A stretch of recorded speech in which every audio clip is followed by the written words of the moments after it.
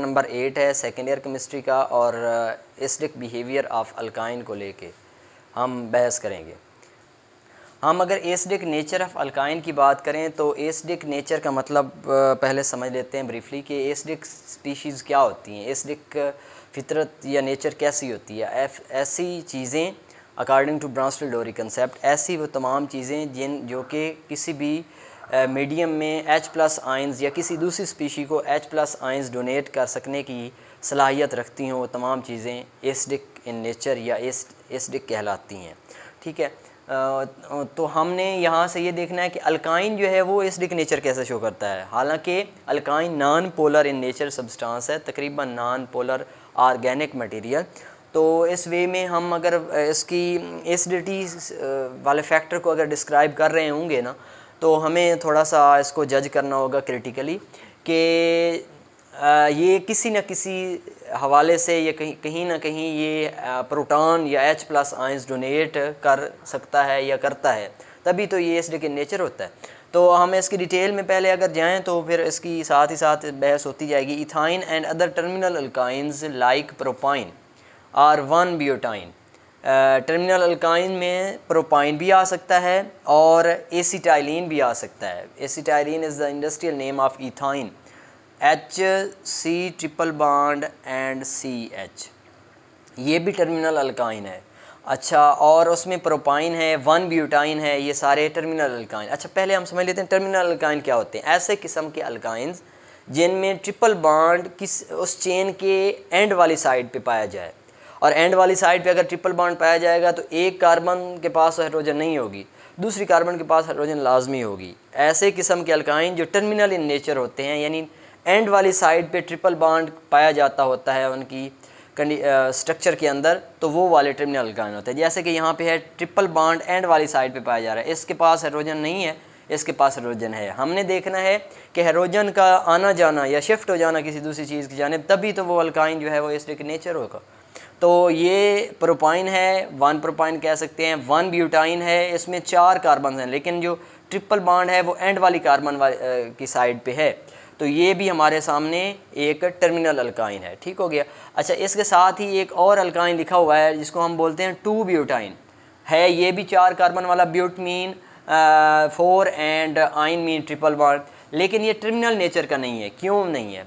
कि देखो यहाँ पे जो ट्रिपल बॉन्डेड कार्बन्स हैं वो बिटवीन द चेन है, चाहिए कि एंड वाली साइड पे ट्रिपल बॉन्डेड कार्बन्स पाई जाएं। एंड वाली साइड पे ट्रिपल बॉन्डेड कार्बन्स पाई जाएंगी तभी एक वाली हाइड्रोजन के पास हाइड्रोजन लाजमी तौर पे होगा, एक वाली कार्बन के पास हाइड्रोजन लाजमी होगा, तभी वो डोनेट कर सकने की पोजीशन में आएगा और उसमें एसिडिक बिहेवियर इंड्यूस होता है। अच्छा, यहाँ पे ये वाली जो 2 कार्बन है इनके पास हाइड्रोजन है ही नहीं, तो कैसे ये डोनेट करेंगे दोनों कार्बन्स?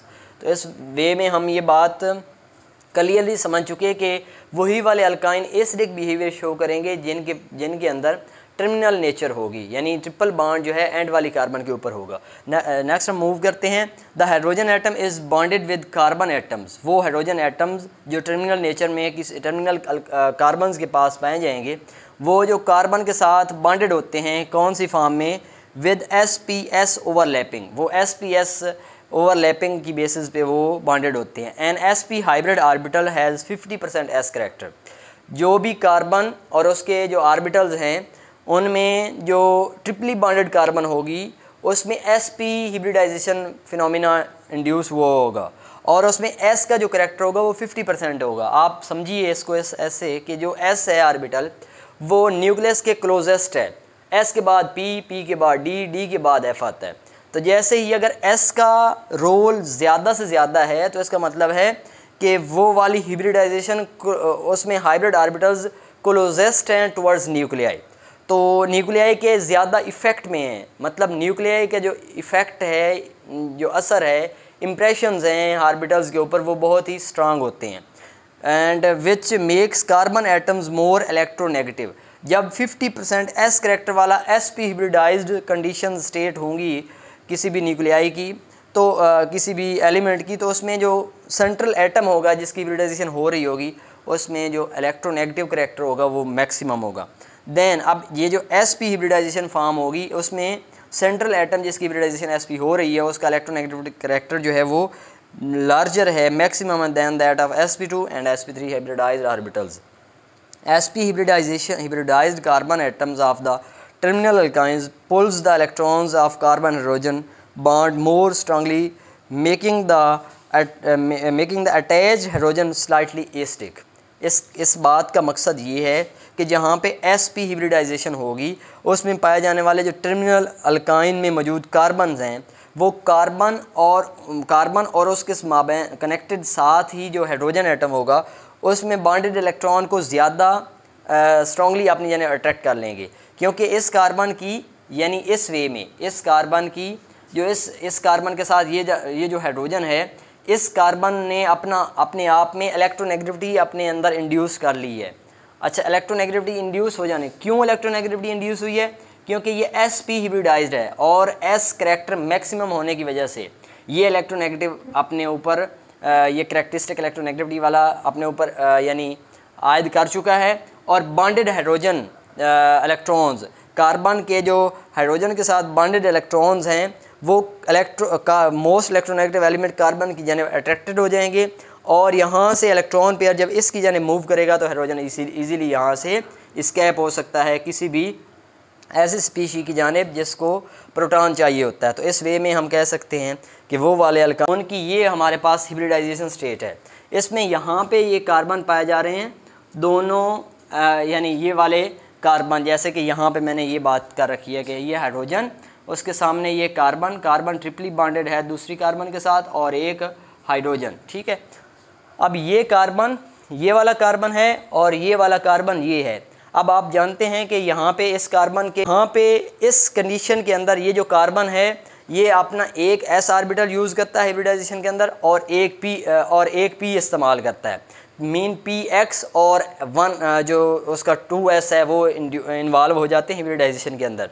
तो जबकि इसके 2p जो ऑर्बिटल्स होंगे वो अनहाइब्रिड रहेंगे। जो 2p अनहाइब्रिड ऑर्बिटल्स हैं ये 2pz कहो 2pz और ये 2py बोलो, तो ये दोनों यानी जो रेड कलर के साथ डिनोट किया गया है यानी लोब डबल जो p लोब है 2py और ये जो हैं दोनों लोब्स जो है 2pz को रिप्रेजेंट कर रहे होंगे, इधर भी ऐसे ही है।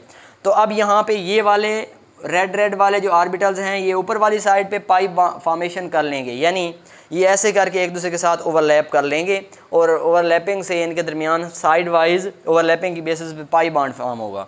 दूसरी साइड से ये वाला जो 2pz हैं 2py ओवरलैपिंग से ऊपर वाली साइड पे एक पाई बॉन्ड फॉर्म कर चुके हैं और नीचे वाली साइड से 2pz जो हैं वो ओवरलैप कर लेंगे। तो दरमियान में बन चुका है ये वाला sp head to head overlapping की बेस पे सिग्मा बॉन्ड, यहाँ पे इलेक्ट्रॉन पेयर है, ठीक हो गया। अब यहाँ से देखें तो s करैक्टर जो है वो इन दोनों कार्बन का वो 50% है, क्योंकि 4 में से 4 जो अब क्लोजेस्ट जो करैक्टर है वो s वाला है। तो न्यूक्लियस यहाँ पे स्ट्रॉन्ग है, न्यूक्लियस स्ट्रॉन्ग है तो इन दोनों न्यूक्लियाई के माबैन यहाँ पे इंटरन्यूक्लियर एक्सिस के ऊपर तो सिग्मा बॉन्ड है, लेकिन दोनों न्यूक्लियाई को कन्फर्म है कि एक पाई बॉन्ड ऊपर है और एक पाई बॉन्ड नीचे है। लिहाजा दोनों न्यूक्लियाई के दरमियान में जब negative charge density in term of pi bonds and sigma bond confirmed position पे हैं तो दोनों न्यूक्लियाई के दरमियान जो डिस्टेंस है वो कम हो जाएगा, क्लोज़र हो जाएंगे, क्योंकि दोनों न्यूक्लियाई अपने इस नेगेटिव चार्ज डेंसिटी को अपने करीब तर रखना चाहते हैं, क्योंकि उनके पास न्यूक्लियाई के पास 6 प्रोटॉन हैं और प्लस चार्ज है। तो इस वे में दोनों के दरमियान जब डिस्टेंस कम रह जाता है तो दोनों न्यूक्लियाई हैवी हो जाते हैं in term of electronegativity character, यानी इलेक्ट्रोनेगेटिविटी करैक्टर इनके अंदर स्ट्रांगली इंड्यूस होता है। तो ये नेगेटिव चार्ज डेंसिटी दोनों न्यूक्लियाई की जगह अट्रैक्टेड हो जाती है और एज अ रिज़ल्ट ये वाले यहाँ पे जो इलेक्ट्रॉन्स हैं इस बाहर वाले हाइड्रोजन के 1s और इधर भी ऐसे ही, तो इन इलेक्ट्रॉन को भी ये जो मतलब कार्बन्स हैं दोनों ये अपनी इलेक्ट्रोनेगेटिविटी ज़्यादा होने की वजह से इन इलेक्ट्रॉन पेयर को अपनी जानिब अट्रैक्ट कर लेंगे। यहाँ पे भी इलेक्ट्रॉन पेयर इनकी जानिब अट्रैक्ट होएगा और फाइनली ये इलेक्ट्रॉन जब इस दोनों न्यूक्लियाई की जानिब आ जाएंगे तो H+ आयंस का रिलीज़ होना दोनों साइड से ईजी होगा जब H काउंट होते हैं। ये था आज का हमारा टॉपिक स्टूडेंट्स। इंशाल्लाह नेक्स्ट किसी और टॉपिक को लेके हम हाज़िर होंगे। स्टूडेंट्स एंड व्यूअर्स, अगर मेरे लेक्चर्स आपको पसंद आते हैं, समझ आती है, तो प्लीज़ लाइक एंड सब्सक्राइब करना मत भूलिए।